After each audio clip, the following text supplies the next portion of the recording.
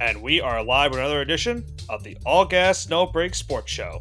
I am one of your co-hosts, Nicholas Pavona, joined alongside once again by my co-host, Andrew Johnson. Week 9 of the NFL season has concluded, and a lot to break down this week on the show, Johnson, in terms of week number 9. We had some thrilling action this past week, as well as an NFL trade deadline that happened just yesterday. So a couple trades also to break down here on the show later on tonight, and see how they will impact these teams trying to make a potential playoff push down the line this season. But also, we have a head coaching change as well in the NFL. We saw a big time injury take place for a certain team with their quarterback, so that probably changes their trajectory now for the rest of the season. But a lot to break down here in the show, Johnson, going into week number 10 next week. Yeah, another great week of football. The Chiefs are still undefeated. Surprise, surprise, spoiler alert.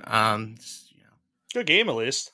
Yeah, it was a good game finally. Patrick Mahomes finally stringed together two good starts. Still playing now with these two back-to-back two good starts. He now has 9 touchdowns for 9 weeks, so good for him. He's on pace to be. He's averaging one per week. Yeah. And there's 15 other quarterbacks that are doing that or better. So he's getting up there. Yeah. He's an average quarterback right now. Oh, I mean, the good thing for the Chiefs, at least, is that their offense showed up in this game because the defense had themselves And that DeAndre a Hopkins, rough start. speaking of trade deadline, the DeAndre Hopkins trade is already paying dividends for the Chiefs. Yeah, that was we'll break that game a little bit, but yeah, that D-Hop looked like the old DeAndre Hopkins that we knew from his Cardinals and Texans days. He looked really good in that start. That could be a really, really bad for some of these teams trying to throw in the Chiefs and trying to make sure they don't three-peat this season. So we'll have to see. But another wide receiver, Johnson, that we saw that has now started to make an impact for his newly acquired team is, how about Devontae Adams of the New York Jets? Like a big win on Thursday night against the Houston Texans. Obviously, the Texans going into this game, no Nico Collins, no Stephon Diggs. So a little bit of a next man up mentality for their wide receiving core. Kind of played a factor into this game. Tank Dell had a great game. Was pretty much the only guy that was doing more for C.J. Stroud out of the receiving core, but C.J. Stroud had a very, very long night. Was sacked 8 times by the Jets defense. Finally, the Jets defense breaking out in this game. They have been really struggling all season long.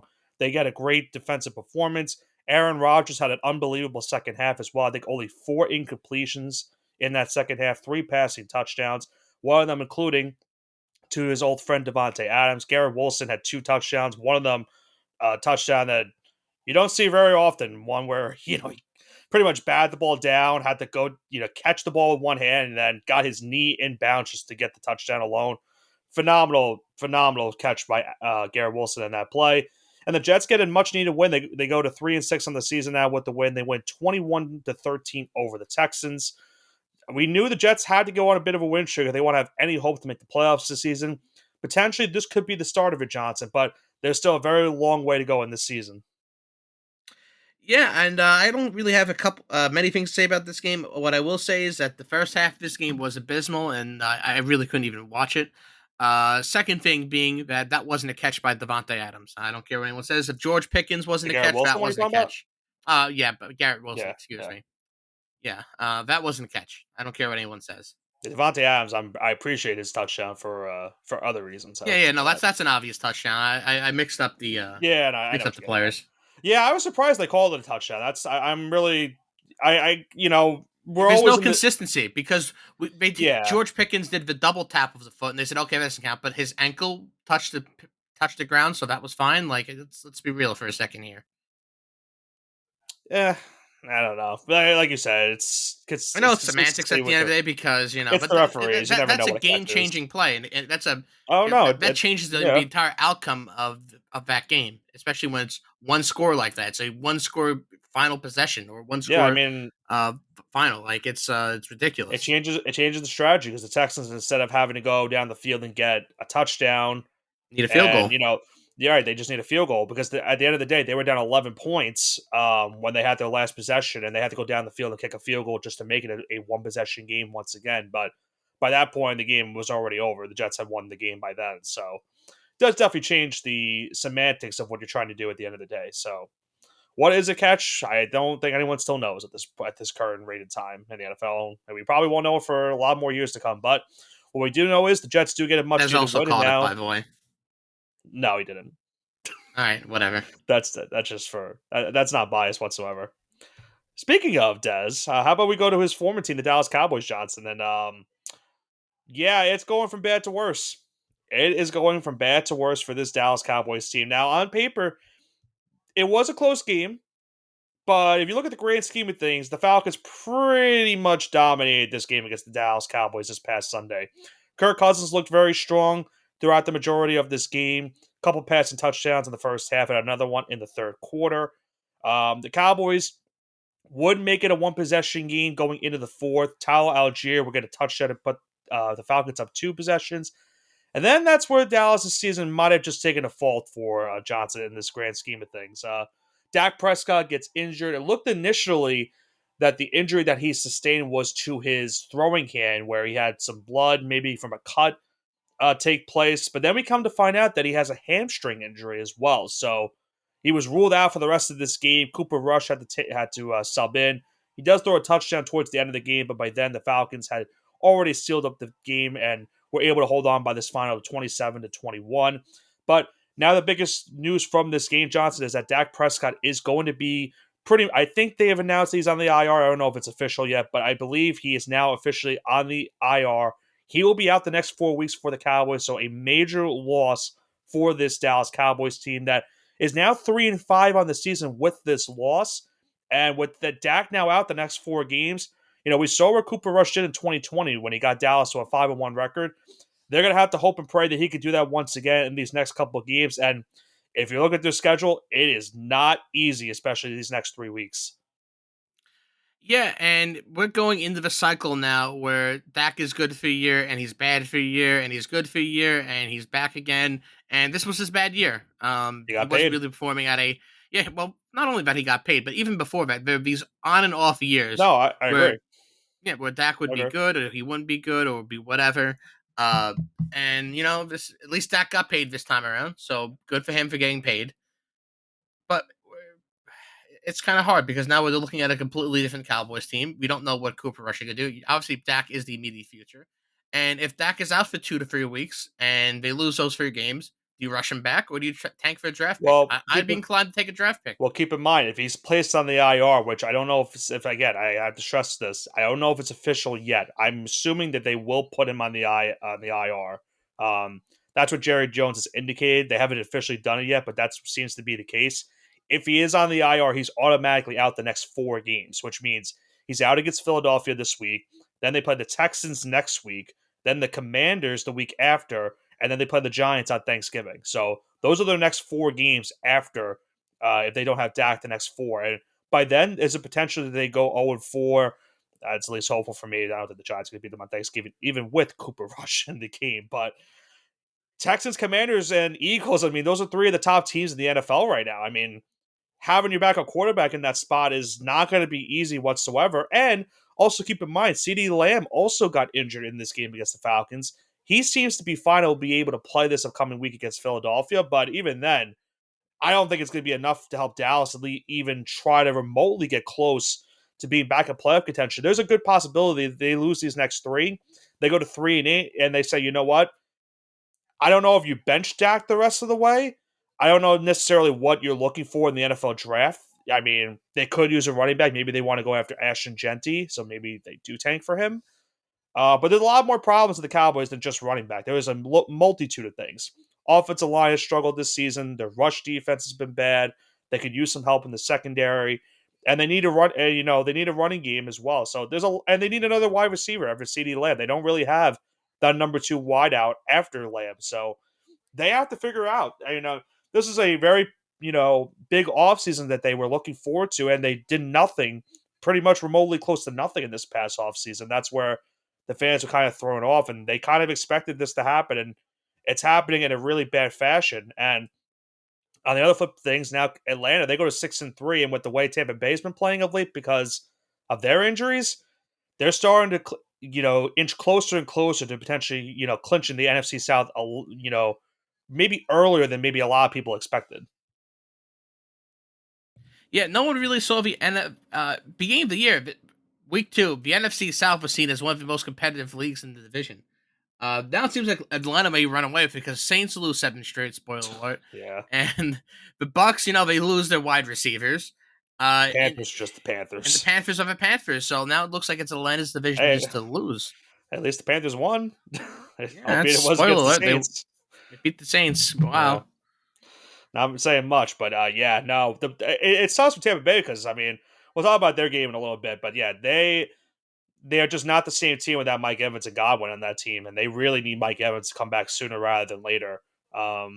So let's see, but he's still not rumored to be back until after their bye week, which I believe is not this upcoming week. I think it's the week after. I think week 11 is their bye week. So still have some time to do that. They have one more game, I believe, before their bye, and they get Mike Evans back. How about this next game, Johnson? That we had a thriller in Orchard Park this past weekend between two AFC East rivals, between the Dolphins and the Bills, and a game in which at the beginning of the season you were expecting a lot of big fireworks. We saw what happened the last time these two teams played. The obvious injury to Tua Tagovailoa, where it pretty much derailed the Dolphins' season from there on. They have not been the same team since they started the season. They finally get Tua back a couple weeks ago, and this was, I believe, his second start, or I believe it's his second start, right? Yeah, doing my math, that's second. This is a second start. Yeah. Yeah, because I forgot the Cardinals game the week prior. Yeah, and Tua looked a little bit better in this game. Was obviously a lot better in this game against Buffalo than he did the first time these two teams played. Finally got into that groove that the Dolphins have been hoping for, but a great show between these two quarterbacks that we've seen a lot of times already in these past couple of years. Josh Allen making some great plays with his legs and of course his arm, and we saw a lot of good showing from these two teams as well. A big thing that happened in this game, obviously, the Dolphins had were leading at one point for a good portion of the first half. We saw a missed PAT from Tyler Bass, which put the Bills only up 2, and that would play a factor later on in the game. Buffalo would get a touchdown, a 2-point conversion on a Ray Davis 63-yard screen pass. Puts the Bills up by 7 after they got the 2-point conversion. And then they'll be back and forth in the fourth quarter. And then Tyler Bass, despite missing that extra point, Johnson, comes on for a game-winning 61-yard field goal to stun the Dolphins for the second straight. The Dolphins losing back-to-back games now on walk-off field goals as the Bills get this win 30-27. And Buffalo now is starting to catch, some momentum at a great point in the season. They now go to 7-2 on the season. They are clearly running away now with the AFC East, considering that the Jets are still technically in second place at 3-6, but Buffalo seems to be in prime position to clinch that AFC East title at any point now, maybe pretty much in the next couple weeks. And Miami now, Johnson, they have to pretty much are going to have to win out at this rate to even have a hope to make a wild card spot. Yep, they're getting hot at the right time, but Josh Allen has cooled down just a little bit. He started the season off extremely hot. Don't blame the pick on him. No, I'm not blaming the pick on him. I'm just saying he's Okay. averaging a turnover per game now. I know, but if you saw the interception, that wasn't his fault. Yeah, I'm not going to blame it on him, but I'm just starting to say it's symptoms of a larger problem. I think for the Bills because obviously Josh Allen is playing at an extremely high level. I'm not going to sit here and deny that. But the possibility of him, it's. Are you saying that that him throwing a pick the last 2 games is not going to become a problem and he's going to start throwing more picks? I mean, that and he also fumbled twice in those 2 games. So the he's fumble, averaging. Listen, the fumble because that was always Josh Allen's thing. It was always pick turnover, pick fumble, pick fumble. Like he led the NFL. What I'm trying to say is, if he's prone to doing this and he's falling into these habits now, while the Bills may be heating up, he's going to be their own worst enemy at this point. So that's the only thing that can really prevent the Bills from winning this division are the Bills themselves. So I think it's important for the Bills fans to kind of sit down and realize this. Like, hey, they're clear-cut favorites to win this division, but Josh Allen may shoot themselves in the foot. So that's something we have to monitor. Like I said, I'm not going to give him the brunt of the blame for the interceptions. Keon Coleman, I think, had that ball hit off of his hands and it went right into whoever. I forgot who the Dolphin that got the interception. I think the same thing happened the week prior against Seattle. Could be completely wrong, but it's just been happening now. I get what you're saying. I think the majority is that you don't want him to get into any turnover problem, even if it's not his fault for the 2 picks. The fumbles was definitely still an issue, and that's been an issue for him since he got drafted. But I think they're okay. I don't want to say you're okay with giving, fumbling the football, but I think you're rather, you'd be okay with him not throwing as many interceptions because 17-2 is an absurd rate that you could have right now for touchdown to interception ratio Oh, this it is. far That's why I into the say he season. was the best. Listen, he was the best quarterback in the NFL for the first 7 games of the season. Right. No, I'm not going to And deny that. and I think if you look at the Bills' schedule the rest of the way, I mean, there's not many tough games for Buffalo down the stretch of the season. They obviously have the big game with the Chiefs coming up soon. Then they play the Niners after that. The Rams have caught fire as of late, so that might be a tough opponent. And then they have the Lions. So those are four games in a row that are going to be very tough.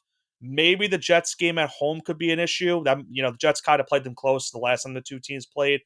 But it's very winnable for the Bills to, get into a spot where if they beat Kansas City, they're in a good prime position to potentially get home field throughout the AFC playoffs this season. But that's still very early to tell, being that it's still early November when we're talking about this scenario. But the Bills are in good position right now. That's considering the fact that they lost a lot this past offseason, and they're still doing it at a very good rate. And they're trying to prove to the world that they could still potentially get far into the AFC playoffs and maybe hopefully for their sake, maybe get to the Super Bowl this year. But they have to obviously get past Kansas City if they want to do so. So we'll And see if only that is time the will case. tell. How about another great game we had this past weekend? This one was another divisional rivalry between the Los Angeles Rams and the Seattle Seahawks. This one going into overtime, Johnson. And early on, did not look like that was going to be the case. The Seahawks were running away with this game in the first half, 13-3 lead. The Rams had lost Puka Nakua after he threw a punch at a player, so he got ejected from the game. That was a I know for you as a fantasy owner for Puka Nakua, you were not very happy to see that instance take place in this game. Did that cost you your week, by the way? No, it was a mixture of that and Chris Olave. Oh, Chris God. Olave getting a concussion on the field. So the two of them combining Yeah. with 4 points when I lost by like 22 is kind of rough. Yeah, that is very So I rough. mean, would both of them score more than 13 points together? I think so. I think the way those games were going, I think very, very, very Like Chris possible that they Olave, I do. think he either gets you 2 points or he gets you 20. But Puka was You always would good think for like against Carolina he gets 15 to more. 16 points. Yeah, and he Right. gets more against Carolina with a terrible secondary. So it is what it is. I'm And six this and three. and the It is same what thing it for the is. Rams game because, if you look at how the game ended, that probably could be a Puka Nakua TD for the guy that caught it, Yeah, which no, was I Demarcus think they both would Robinson. have gotten 11 extra points. I think they Yeah. would have combined for an extra 22, but it is So what it is. it is what it is. But nonetheless, the Rams have a really good, strong second half. They finally got their offense going in that second half, and they also took advantage of some Geno Smith mistakes. A couple of interceptions on the day for Geno Smith. But this is a classic game, Johnson, of two quarterbacks just slinging the football and seeing what's going to happen. Kind of the old NFL mentality of, you know what? Let's just throw it down the field, get some bulk plays, and hopefully things work out for me. And it looked like maybe we were going to have Seattle pull off after blowing the lead. We were going to have them potentially get this win. Jackson Smith and Jigba made some great catches on the last drive of regulation before the game went into overtime to get the Seahawks in prime position to get the game tying touchdown. He would score the game tying touchdown, but after the Seahawks were not able to score, and this is where it kind of irked me about the way this game ended, Johnson, because the Seahawks had 4th and 2 inside of Rams territory and could have easily went for a field goal. But instead went for it on 4th down, and they did not convert on 4th down. And all the Rams had to necessarily do was go down the field, and they could have won the game with a field goal. They necessarily did not do that because Matthew Stafford throws the game-winning touchdown to Demarcus Robinson as the Rams get another win. They win 26-20 over Seattle. They're now starting to get on a bit of a winning streak now, and they're now second in the NFC West standings. They've won 3 in a row. And meanwhile, Seattle, they're really struggling as of late. Started the season 3-0. They are now 4-5 on the season. And if they don't get DK Metcalf back anytime soon, I mean, it could get even worse for this team. Yeah, and this is the division that we all thought the 49ers were going to run away with. All these within one game now, so this is really anyone's division halfway through the season. Shows you how unpredictable the sport of football is. But I have a feeling with in this again, this isn't really talking about the Rams or the Seahawks. I think the Niners are going to start running away with this division as CMC gets healthy. So Well, he might they be can back still this week. listen. Both these teams are in prime position for a playoff berth, though. So uh, Rams need to get healthy, and Seahawks definitely need to get healthy, especially after the start they had. Well, they also need their defense to wake up because they have been brutal the last couple weeks as well. So that's definitely a concern for Seattle, and it's not going to get much easier the next couple weeks for Seattle if they want to get into the back into first place in the NFC West. So, as you mentioned earlier, only time's going to tell. But we had another individual rivalry this past weekend as well, and it was probably one of the bigger games of the week that we had going into it. It was the Detroit Lions going into Lambeau Field to take on the Green Bay Packers. And obviously, the story going into this game was, would Jordan Love play for the Packers? He would start this game, and he did play the rest of the way, but I'm not sure if that was the right decision to do that, Johnson. You could just tell from the get go of this game that he was not fully healthy, really could not scramble if needed be. So that was definitely a big problem for the Packers in this game. You know, he throws a really bad pick six before the first half ends, and that was because he was trying to scramble from a defender that was trying to get a sack, and because he wasn't really able to get enough power, running away from the defender, he kind of really just lollygagged the football and threw a pick six to end that first half. The Lions then in the second half would just run the football down the Packers' throat in this game. Jameer Gibbs, David Montgomery, the big 1-2 punch in Detroit, really sealing the deal for Detroit in this game. They beat the Packers by the final of 24-14. They are now 7-1 on the season. I believe they've won now 6 in a row, if I'm not That is mistaken. 6 in a row. Yes. Yeah, so they just continue to look like I think I don't know if maybe they're the odds-on favorite to win the Super Bowl right now, but they are. If they're not number one, they got to be number two in terms of Super Bowl odds. And even with this loss for the Packers, it's not necessarily the worst thing. Obviously, you want to beat your division rival, but I think now with the good thing for the Packers is they're going into their bye week upcoming this weekend, so they need Jordan Love to get healthy because they cannot play him on him being what, maybe 60-70% healthy at best, which is what that was the case. It looked like in this game against Detroit, and they need him down the stretch of the season. And considering that they play the Lions again in the next couple weeks, they're really going to need him to get more healthy going forward. I don't think there's really much for me to talk about this game. That they look really, really bad. The Packers. The Lions seem to keep on chugging along, and even in games where the offense isn't really 100% clicking, Jared Goff did not look great this game. I know he really didn't pass the ball much, but uh, yeah, it was just one of those games where it's a sluggish offense. Everything Was a happened really very in the second quarter, was a very rainy and game too, so that definitely plays a yeah, I factor mean that also. definitely contributes to it. But that's a game where it's going to be raining. You think it's a ground and pound type game? It was an average performance at best for them on the ground. I know Green Bay has a good defense. I know they're in Lambeau, but what the Lions did do is they kind of dispelled the notion of they are that they're the dome team. They went into a hostile Right. crowd outside in abhorrent weather, and they came out with a victory. So at the end of the day, it doesn't matter how they really did it because they got the job done. They kind of silenced, at least temporarily, any outside criticism that they play in a dome for half the season and then they get playoffs to play in a dome, yada yada. That kind of all went away. I think the other thing also keep in mind what happened last year with these two teams is kind of similar to what happened the first time they met, which was in Green Bay. The Lions dominated that game and they won easily over the Packers. And then when they met the second time in Detroit on Thanksgiving, the Packers won that game pretty easily as well. So the Packers are obviously hoping that when they meet again in December, that maybe that happens again. And considering that they are probably going to be fighting for a division title at that point in the season, they're definitely going to need that to be the case whatsoever. But they obviously need to get in a prime position to be in that spot. And they also need the Lions to lose some games along the way. But the Lions are just looking more and more dominant each and every week we see them play. And if it's not one week where their defense is being the factor in them winning a game, it's their offense, which has been unbelievable this season. And the offensive coordinator Ben Johnson's good. If he doesn't if he decides to end up leaving this time around in the head coaching carousel, he's definitely going to be a head coach for a team next season and potentially maybe lead that team to better offensive numbers that they're currently at this 2024 season.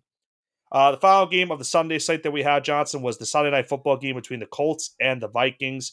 Early on, we saw a scoop and score touchdown for Indianapolis to put them up 7-0. So, not much to note in that first half whatsoever. The offenses were really struggling. A couple missed field goals from each side led to the Colts being up 7-0 going into halftime. However, the second half was a different story for the Minnesota Vikings offense. They finally got into that groove that we've seen them for majority of this season. Darnold throws 2 passing touchdowns in that third quarter to put them up 14-7. Joe Flacco had made a couple big mistakes as well through an interception in this game. Darnold will get another passing touchdown in the fourth quarter to put the game on ice. As the Vikings do get the victory 21-13 the final, they now go to 6-2 in the season. They're a game behind Detroit in the NFC North standings. And for the Colts, they now dropped to 4-5. They have announced that Joe Flacco is going to start again this upcoming weekend, but it's going to be a interesting choice to keep Flacco at the helm the rest of the season. They have said that's going to be the case for the time being, but I'm not sure how much of a leash it's going to be if the Colts are still, I guess the only way Flacco gets benched for Anthony Richardson is maybe if the Colts are out of playoff contention, and they want to see if Anthony Richardson's maybe learned anything since being benched last week. Yeah, I think if listen, I think the Colts are not in a win now mode. I think they should just kind of mentor Anthony Richardson. I think having Flacco maybe take some sacks of the offensive line, let him teach him how to read an offense. One of the main critics of the show of Deshaun Watson was that when he was in Houston, Bill O'Brien could not run an NFL slated offense, so he had to run Clemson's offense because he just couldn't run a pro offense. And I don't think the Colts are going to do that. So you have to give him time to learn this offense if you want him to succeed. So is Jim Irsay going to have patience for that? I don't know. I don't think he will. So I think we'll see Anthony Richardson back next week if Flacco doesn't perform. But only time's really going to be able to tell.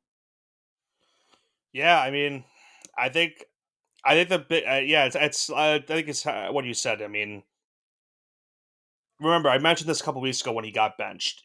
He started 1 year at Florida, so not much experience at the collegiate level, and then he only played 4.5 games in the NFL last season before he got hurt. So that's where it's like tough to tell exactly what you're getting out of him.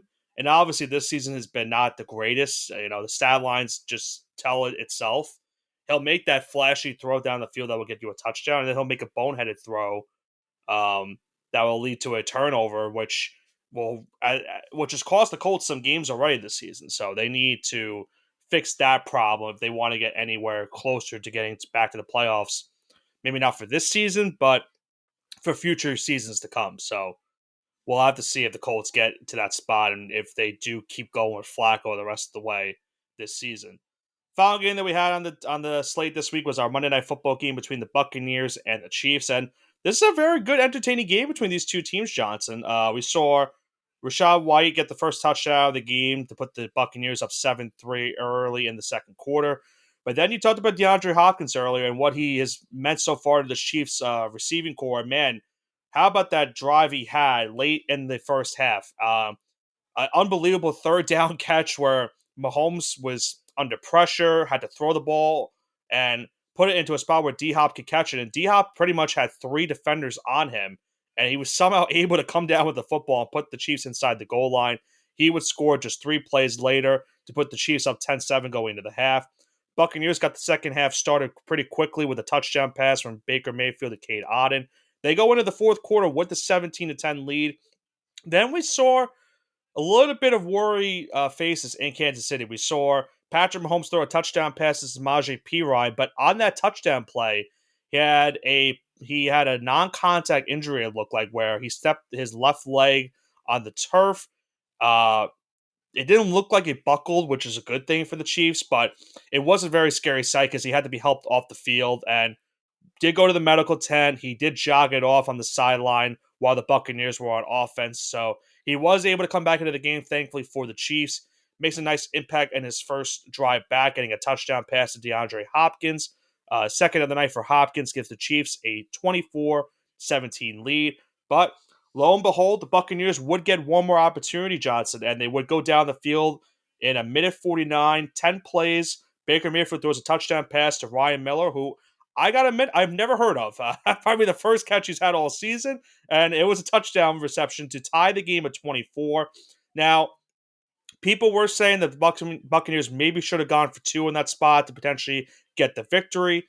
They did not do that, and you got to wonder if that was the right decision because the Chiefs would win the coin toss in overtime, and they would not surrender the football in overtime. They pretty much ran the ball down the field, and Kareem Hunt would get the game-winning touchdown to seal the Kansas City Chiefs win 30-24 the final. They now go to 8-0 on the season, and it's tough defeat for Tampa Bay because they played their hearts out in this game despite still not having Mike Evans or Chris Godwin, but I guess the decision not to go for two instead of going for the tie instead of going for the win in regulation definitely turned out to be a big factor into this game. And for Tampa Bay now, they dropped to 4-5, and as we mentioned earlier, they're now 2 games, pretty much 3 games behind the Falcons, considering the fact that they've lost both games to Atlanta this season.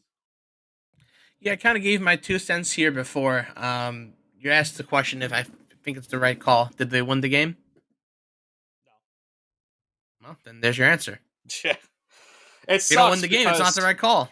yeah, it just sucks because they made the new overtime rule where like if you get a field goal, then the other team has a chance, or if they don't score, then you get the chance. But like it just sucks for him because they are playing with so little right now with the injuries they have, and they almost pulled off what would have been the biggest upset, in my opinion, of the entire NFL season if they were able to have gotten this done. But the offense never got a chance in overtime to get the football back, and a tough way to go out to end week number 9 for them. And now they'll have to do some work.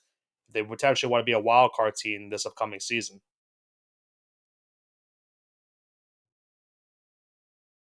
But I think that's going to cut it for the wrap up portion here. I know we have a lot of changes and trades and coaching news. So if you want to go ahead in the vet, the Yeah. floor is yours. So we'll talk about trades first off that happened. I think this will be a little bit of a quicker conversation before we get into the coaching news.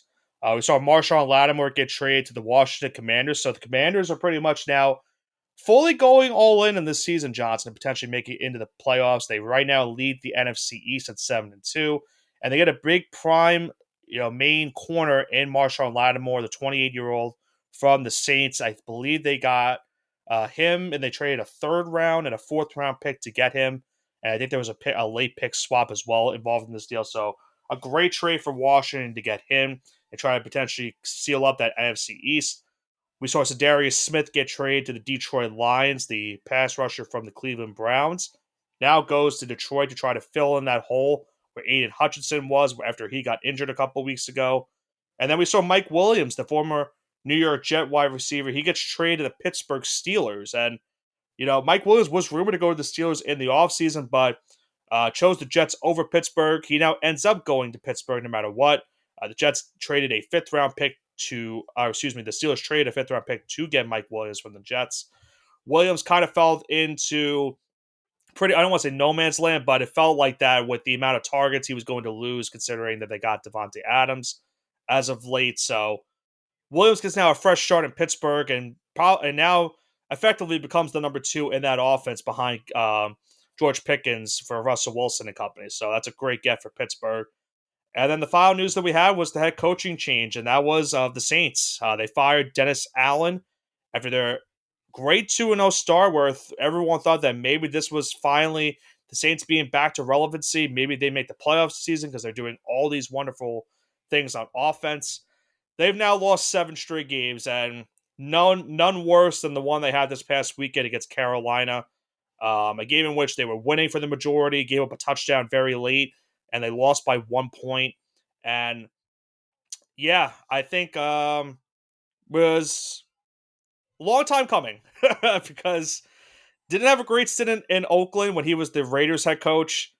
And I think a lot of people were baffled that the Saints gave him a head coaching opportunity because he had been the defensive coordinator for them for a long time. And the Saints were doing good things on the defensive side for a majority when Sean Payton was there. But man, he's just not a good head coach whatsoever. And I think the funniest thing about this, I don't want to say funny because the guy lost his job, but do you know, Johnson, that Ironic. The most ironic, ironic thing. yeah, the most ironic thing out of it is that Derek Carr was the quarterback both times that he got fired. So That is the definition of irony right now. yeah, um, but yeah, it's been rough for the Saints. Olave got another concussion this past weekend. I mentioned it to you, in a text message that we're going to start potentially having conversations about Chris Olave being where like Tua was a couple weeks ago, where he's got so many concussions since he got into the league. Like how many more can he possibly take at this rate at this career? And we saw what happened, with Michael Thomas, the former Saint on Twitter. I mean, he was going off in an absolute rant after what Derek Carr has been doing for the past couple seasons, and that was in response to what happened to Olave in that game. And then, you have vet players like Cameron Jordan that apologizing to the fans and say, like, damn, we lost to Carolina. Like, I'm sorry, y'all. Like, we gotta be better than that. And You know now what the they're trading craziest thing Marshawn about Michael Lattimore. Thomas is? Do you know how old he was when he really started to fall off? Well, he had the big year in 2017. It wasn't 2018 technically, like when he started falling off. So 2019, you're close, was the year he was offensive player of the year. 2019. He had 100. Yeah, he had 149 Oh yeah, more receptions. than NFL record, 1,700 right. yards.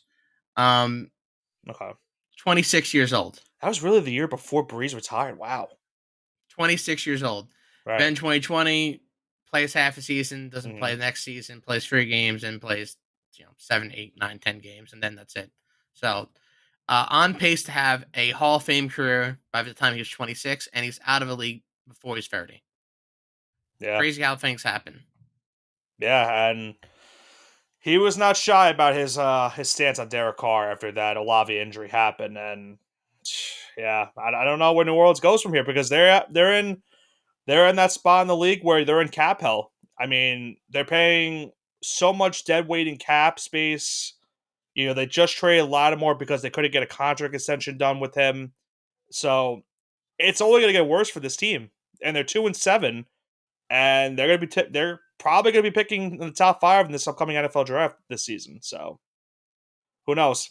Maybe a head coaching change will do some good for them. But yeah, they're New Orleans. You're in for a very long.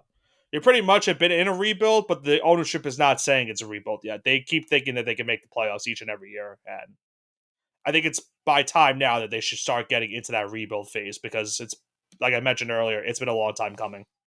So we'll see. But with that being said, I think we're ready to go into our next segment, which is the mushing hour. So I'm gonna, I guess, start this off. Right, week You 10. go for it. Yeah. We have a loaded schedule here, and we're gonna start with our Thursday night game, and it's a good one. We have the Cincinnati Bengals going on the road into M&T Bank Stadium, take on the Ravens. Ravens are a 6-point favorite, and the over/under slated at 53.5. I don't think Joe Burrow gets it done. Ravens are gonna win this game. They're gonna cover, and dare I say it? Go ahead. Am I going to say it? I Go think ahead. if the Bengals lose this game, Zach Taylor is going to be taking a separate flight home. No, I don't think it's gonna happen this early. That early? You think it'll happen? If they miss the playoffs, he's done. You don't think it'll happen mid-season because it's not No, looking too good for him right now. I mean, listen, they have been They're 4-5, right? They're I four know and they're five. 4-5. I don't. I'm trying to think of like where they are So right theoretically, now right? They in the lose to the standings. Ravens, right? Theoretically, they lose to the Ravens, right? Right. 4-6, right?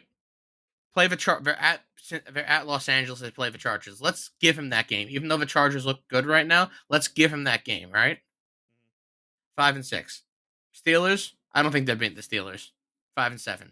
Yeah, is Cowboys. that in Pittsburgh or in Cincinnati? It's in Cincy. They might split. Yeah, they might split. They might split. So So we'll regardless see. what happens here, right? We'll say they're gonna split, right? Okay. So let's say they win here, right? Brings them to what, 6-7? Yes, if I'm doing my math correct. Probably doing it So wrong, but continue. again, chalk up wins. Cowboys, Titans. That's 8 wins, 9 wins, right? Then they're playing They the should Browns. they That's 10 should wins. beat Dallas the way Dallas is currently at right now, and the Titans I think suck. if they lose to the Ravens, their absolute best case scenario is 10 wins because they're going to lose one of these games against the Chargers, Cowboys, Titans, uh, Browns, Broncos, or Steelers, right? They're bound to lose, I think, two of those games, right? I think they're bound to at least split the I Steelers, think and they I think they're lose. bound to lose one of those five. I think they lose to Baltimore. Yep. Spoiler Sick. alert. That's what I'm Yep. going with this week. I think they could beat the Chargers. I think so too. I'm not sold on the Chargers still. I know they're having a better season, but there's not enough like raw power on that team yet to make me like believe in them. It's a young team. Yeah, I think they split with Pittsburgh. I think they win the one at home. They lose to end the season, so that might cost them a playoff spot. They should beat Dallas. They should beat Tennessee. I think they beat the Browns, but they never. They have a It's history of always tough. It's really. one of those AFC North matchups. Yeah, they always struggle against Cleveland. I think finally they get it done, and it's just because how bad Cleveland is this season. I'm not sold on Denver either. They probably should beat them, and then they lose to the Steelers. So I think they still have a path to make the playoffs. They still And do, but it requires them being almost yeah, perfect. they pretty much have to win. What are they, 4 or They 5? got So to they win. play They nine got to win games. 6 out of 7. They cannot afford more than 2 losses. I think that's what it Yeah, comes and down that's what I'm to. saying. And I think we're penciling one against the Steelers, and we're penciling in this one against the Ravens, and I And think it's they lose one of potential, those five. That's and they why. potentially could lose both of the Steelers. Yeah, There's it's a good definitely possibility that possible, it but we're happens. penciling in at least one. Right. So I think for me, and keep in mind, remember this how this game went the last time these two teams played. Cincinnati should have won that game. They had the game won, and a missed snap cost them the game in overtime because of that missed snap. It let the Ravens go down the field, and they were able to get the game winning field goal to win 41-38. So it was a great game the last time they played, but it's a game that the Bengals right now, if the season ends today, that's a game that they really wish they could have. So I think the other problem for me too, Johnson, is T. Higgins is going to be ruled doubtful for this game, so they're not going to have him again. And if you look at the last time they played, T. Higgins was a huge factor into why Cincinnati was playing phenomenally offensively in that one. I'm not sure if I'm sold on that. I'm going to go with Baltimore minus 6 as well, and I'm going to go with the under for this game. Both of these teams are coming off 41 points this past Sunday. Short week. I don't think they both score that many points. Maybe Baltimore gets a majority of it because it's the Bengals defense, so that might be a little bit scary for me to say that. I just think that because you're both coming off a week where you scored plus 40 and you're on, you're playing 4 days later, you're not going to score that many points upcoming on Thursday night. So I got this game going under, but the Ravens to cover the minus 6. Now, unfortunately, folks, normally we wouldn't cover this game.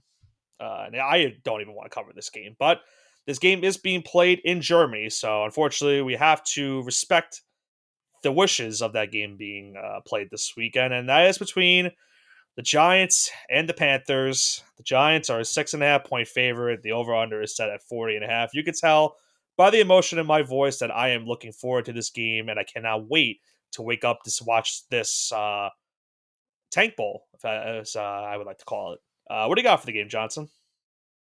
I have the Giants winning this game and covering. Oh, Giants minus 6.5. I mean, they should cover. You think, right? You would think, right? I'm gonna go with I would Panthers. I'm be gonna go with Panthers stunned if they plus don't six and a cover. half. I'm gonna go with the Panthers to cover the 6.5. Uh it would be rock bottom if we lost to Carolina. I'll tell you that right now. And I think there's a really good shot we could lose this game. I have no faith in this team whatsoever at this point. But this is a game where I will say this is a typical Giants game where, everyone now is embracing the tank and they want them to lose at this rate in the season so that they can get a high draft pick. And this is a perfect game for them to win and ruin that possibility. So they probably win, but I don't think they cover. I think the Giants win on a last second field goal, and I think they're going to have Graham Gano back this week. So former Carolina Panther kicking the game winning field goal. Sign me up. That's what I think is going to happen. Giants do not win the game, but they do not cover. What's our next game? We have the Denver Broncos going on the road in the Kansas City to take on the Chiefs. The Chiefs are a 8 point favorite at home, over under slate at 41.5. All right, I saw the script. Chiefs minus 8. They win, they cover, yada yada yada. Yeah, 9-0. Patrick Mahomes, Brittany Mahomes, Taylor Swift, Travis Kelsey, Brain Rot. I don't care anymore. Brain rot. This is the voice of a defeated person. Uh, That's how I felt the last game covering the Giants. But yeah, Denver looked like crap last week, huh? They got they got beat down by Baltimore. That's definitely not a good sight because the Broncos are trying to prove that maybe they could be a sneaky wild card team this year. But you're going into Arrowhead where you've recently, I mean, how many losses did they have against the Chiefs like the last couple of years? What was it, like 17? Like what are they, like 117 their last 18 games against the Chiefs? I think I could be making that stat up, but it feels like that is the case their last couple matchups. I'm gonna go with the Chiefs -8 as well. I don't. I mentioned this with the Buccaneers game too last week. I didn't like the pick when I made it, and I was right to think that because the Bucks lost by 6. I don't like this pick either, but I also don't like Denver. So I think the Chiefs get this done. But because both you and I picked it, that means that the Broncos are going to cover this game, and maybe they pull off an amazing upset. Who knows? Next matchup that we have is the San Francisco 49ers potentially getting back Christian McCaffrey for this upcoming weekend, going into Tampa Bay to take on the Tampa Bay Buccaneers. Niners are a road favorite, -5.5. The over-under set at 50.5 for this game. 49ers -5.5. I don't think it's close. Yeah, I'm with you on that one as well. 49ers -5.5. You're getting Christian McCaffrey back? Sign me up. As a Yeah, Christian that's all. McCaffrey fantasy owner who has been waiting for this moment all For season, over 2 months. I mean, I'm 3-6 in that league, Johnson. I need all the hope I can get out of CMC. Hey, get it CMC back and your team is healthy and no one's on a bye. Like it's you can make a run. I got to make it now. I got to make it now. I mistakenly sat Zay Flowers last week, and that cost me the week.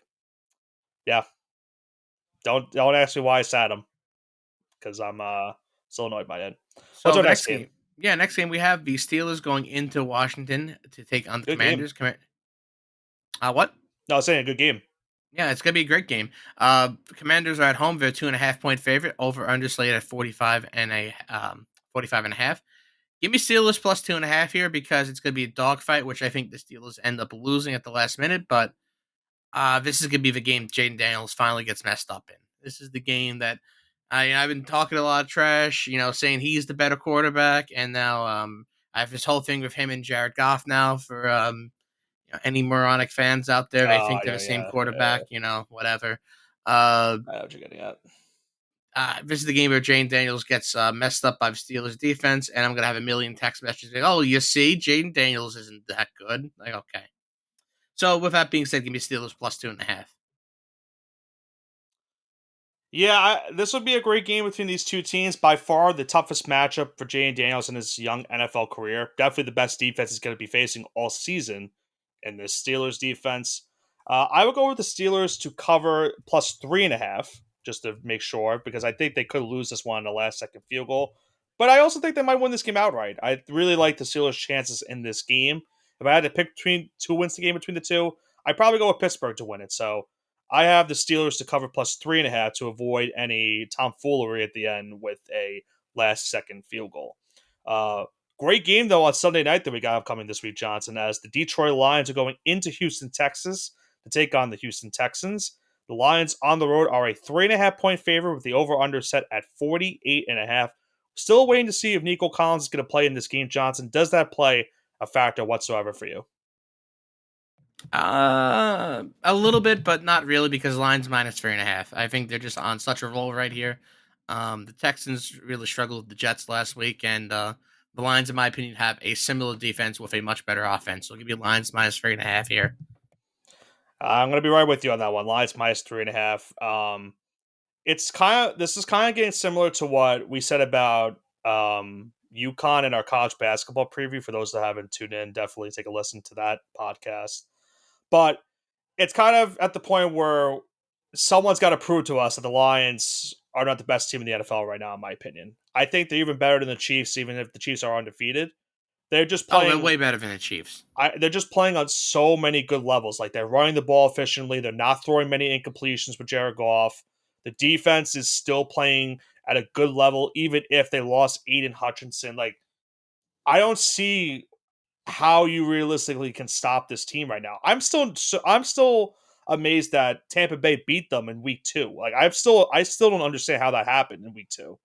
So I think until proven otherwise, I can't pick against the Lions at this point in the rest of the regular season. So I will also go with the Lions to cover as well, the -3.5. So Houston might win this game outright because we both took them. What's the last game we have, Johnson, on Monday night? Final game on Monday night, like you mentioned, the Dolphins are going into Los Angeles to take on the Rams on Monday Night Football. Rams are at home; they are a 1 point favorite, and 50.5 is the slated over under. Give me Dolphins +1 here. This is really like a vibe pick right now. Give me Dolphins +1. I hate that you did that because I also have the Dolphins +1. I was going to do that, and I'm going to take the over as well. I think this is a very high scoring game between these two teams. Um, both secondaries are not great. It's Waddle and Hill versus Puka and Cooper. Sign me up. I don't even care if the Dolphins are 2-6. This is going to be a great game on Monday night. A lot of I'm hoping at least a lot of offensive points are scored between these two teams to at least wrap up Week 10 and give us a I good will high say note the going into Week primetime 11. games on Monday and Thursday have been way better than last year. Yeah. That's and we have two good ones this upcoming week too. Bengals and Ravens might be a good one on Yeah, that's Thursday what I'm night. saying. We just kind of Um, recapped it, and it's way better than last year. and then if you look at next week too, Commanders and Eagles are on Thursday night. I think that's a pretty good game. Unfortunately, the Cowboys are on Monday Night Football next week without Dak, so that game's probably going to suck. That game's probably going to suck. But yeah, no, we've had some good primetime football for the majority of the season. We needed it after last season's primetime slate because it was really, really bad. But that about does it for the mushing hour here in week number 10. Both you and I, Johnson, last week had a very respectable week number 9. We both went 4-4, so we kept it consistent, keeping our records. I'm still 7 games over 500. You are 8 games over 500. So NFL by far has been our best sport so far this season, considering how college football has gone for us this year. But we're looking to keep our track record going in the NFL this year. Hopefully, we can continue that track record going into week number 11. Any final thoughts before we wrap this one up? I'm looking forward to another week of great football. You and me both, except for the game in Germany. I'm not looking forward to that. Yeah, I mean football starts at 1 o'clock, so Yes. That is, yeah. I'm not. I'm telling you right now, if I have to recap that game next week, Johnson, I'm not going to be looking forward to it at all. Just not going to be looking I'm forward gonna to make it. that decision right now. We are not recapping that game next week, no matter what Okay, happens. okay, I appreciate that. For my sanity, I think that's a good thing. Daniel Jones could throw for 12 touchdowns. We're not going to talk about it. Can you quickly talk me out of potentially picking him up in fantasy this week? Who do you have for quarterback options? I have Jared Goff, That's but all I I need to don't. hear. Okay. Should I pick up Tua before him? Uh, I would pick up a pet rock before him. Yeah, that's probably the right mentality. A little bit of an insider fantasy question before we wrap this show up. I think that's might be the first time we've had that happen on the show. But I mentioned I'm 3-6. I'm kind of desperate for wins at this point in the season. I don't want to have to do our fantasy punishment at the end of the year. So you can tell how desperate I am, folks. But we'll see if that plays a factor for the rest of the year for me in fantasy and for the rest of the regular season in the NFL. But that's going to do it for this week's edition of the All Gas No Break Sports Show. A very wild week number 9 in the NFL. Some great thrilling action. Bills win on a walk-off field goal. We saw Dak Prescott get injured. The Rams win in overtime. Lions continue their win streak now at 6 games. The Chiefs are still undefeated. And obviously now a new head coach in New Orleans as they continue, it looks like now, to be in a rebuild going into next season. But some great games as well this week. Bengals and Ravens on Thursday. We have the Steelers and Commanders, Lions and Texans on Sunday night, and the Dolphins and Rams on Monday night. Should be a great week number 10 in the NFL. This has been Nicholas Pavona, joined alongside by my co-host Andrew Johnson for the All Gas No Break Sports Show. Have a great rest of your week.